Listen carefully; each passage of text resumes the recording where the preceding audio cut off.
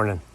So I want to share with you one of my secrets on how I made this plot in the middle of the Arizona desert, Sonoran Desert, that should be devoid of life into a little mini oasis.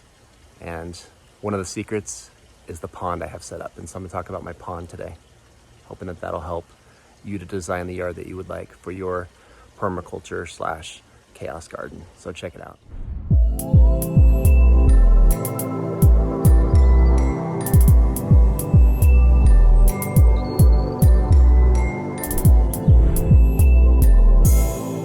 So this pond, I've actually programmed it. And so what it basically does is I have my sprinkler system, my drip system is connected here. Let me see if I can find the outputs, kind of buried under all this foliage. So if you look here and over here, those squirt water into the pond whenever this zone of sprinklers, this drip system comes on. And so basically they'll top the pond off, and those emitters are probably doing like 2 or 3, I think it's 3. Yeah, about 3 gallons per hour. And I'll run them for 15 minutes 3 times a day. So, I'm roughly adding probably about 2 gallons a day to this pond, and it's right about full. And I have this spillway over here set up, so when it overflows, that water will flow through here, through all this water spinach, and I have some water chestnuts in here too. Looks like they're starting to come up. They kind of look like grass, so it's hard to recognize. Anyway, the point is you get a water change built in. And so any residual waste left over in this water, I'm basically doing like a 2% water change every day. And that spillway allows that fertile water, those nutrients in that water, to kind of spill into my garden. And then, gravity and things will allow those nutrients to percolate through the garden and allow everything to be super green and fertile and things like that. And that's just because of all these fish I have in here. And those mosquito fish reproduce really fast. And that's a good thing too, because some of the life that comes here, grackles and other crows, ravens, whatever they are, they'll come and eat some of the fish, which I don't mind. The turtles as well. The turtles eat the fish too. But they reproduce incredibly fast, and so they can't eat them fast enough. And they kind of balance themselves out, so it's a good trade-off. They keep everything balanced. The nutrients go into the yard, keep everything nice and green. And this is the highest part of my yard, which makes it so that those nutrients just kind of flow downhill. So that's one of my secrets for making this so green in the middle of the desert. So, all right, I was about to start recording, and I turned around and heard chirping, and sure enough, perfect timing. Got this little hummingbird drinking from my waterfall on video. They do this all the time. I just feel like I never have my phone in my hands when it happens, so I can't record it. They're just so cute when they come and zip up next to the waterfall and just drink in midair. But this is usually how the hummingbirds in my yard usually drink. I don't think I've ever seen them land and drink. They usually just drink out of this waterfall.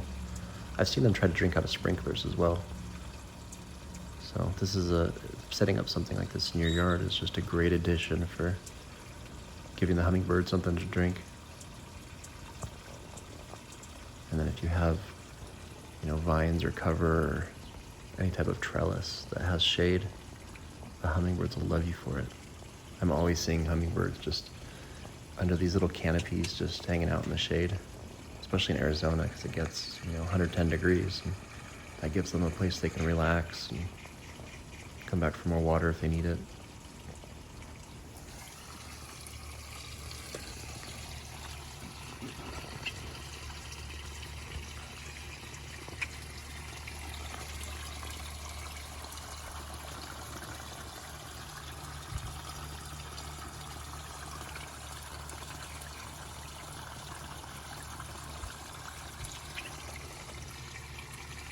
Fish are going nuts because I think I'm going to feed them. That's my biofilter. So what happens is my pump pulls water out of this pond. It's about 300 gallons or so. And it pumps it up to this tote. So you kind of see the back there. And the water flows from one side to the other, comes out here, and the surface area of these roots is extremely high. If you're not familiar with what they look like, this is called water hyacinth. And there's an extremely high amount of surface area on those roots. And so anything that's in that water, such as fish waste, that can be used by these plants, they pull it out pretty readily. In the Arizona sun, that's their only metabolic bottleneck, is nutrient. And so they keep the water pretty clean. And I have 4 turtles in here and mosquito fish, which helps to make sure I don't have any mosquito larvae or other larvae breeding in the water.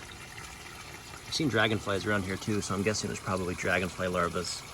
And there's a couple toads that wandered into my yard that come and hang out in the water sometimes. There might even be one in here. Whenever I get close, they kind of swim to the bottom.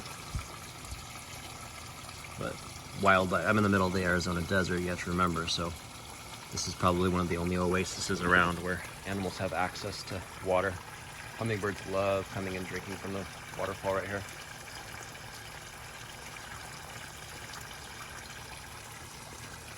This is called water spinach, or King Kong.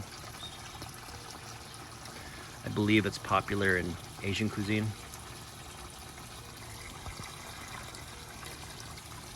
I know it does really well in our sun, and I have it just growing all over the place here.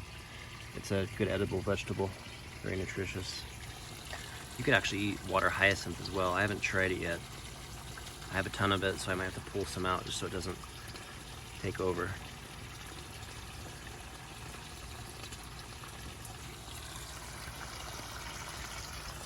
Lemon tree.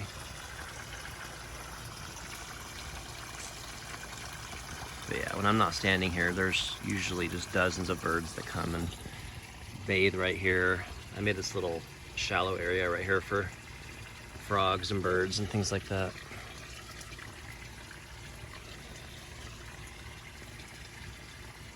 You can tell the turtles and birds are eating a little bit on the water hyacinth, and I don't mind. I mean, I had like 5 plants 2 months ago, and now I have like 50, so this stuff reproduces really fast.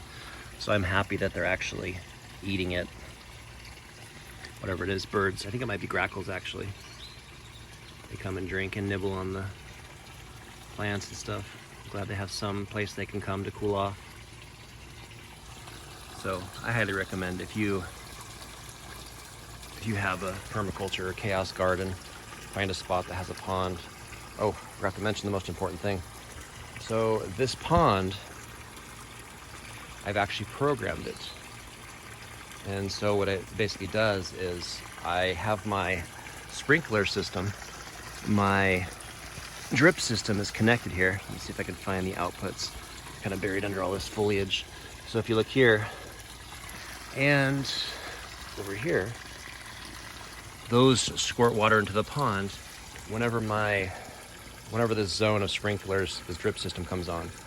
And so basically they'll top the pond off, and those emitters are probably doing like 2 or 3, I think it's 3. Yeah, about 3 gallons per hour. And I'll run them for 15 minutes 3 times a day. So, you know, I'm roughly adding probably about 2 gallons a day to this pond, and it's right about full. And I have this spillway over here set up, so when it overflows, that water will flow through here, through all this water spinach, and I have some water chestnuts in here too. Looks like they're starting to come up. They kind of look like grass, so it's hard to recognize. Anyway, the point is you get a water change built in. And so any residual waste left over in this water, I'm basically doing like a 2% water change every day. And that spillway allows that fertile water, those nutrients in that water, to kind of spill into my garden. And then, you know, gravity and things will allow those nutrients to percolate through the garden and allow everything to be super green and fertile and things like that. And that's just because of all these fish I have in here. And those mosquito fish reproduce really fast. And that's a good thing too, because some of the life that comes here, grackles and other crows, ravens, whatever they are, they'll come and eat some of the fish, which I don't mind. The turtles as well. The turtles eat the fish too. but they reproduce incredibly fast, and so they can't eat them fast enough. And they kind of balance themselves out, so it's a good trade-off. They keep everything balanced. The nutrients go into the yard, keep everything nice and green.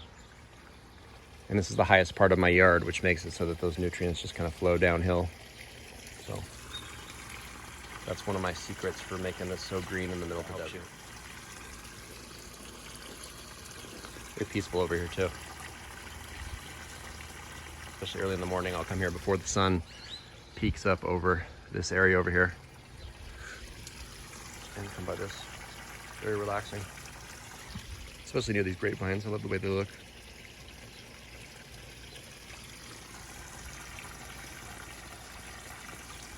That's just a soft liner.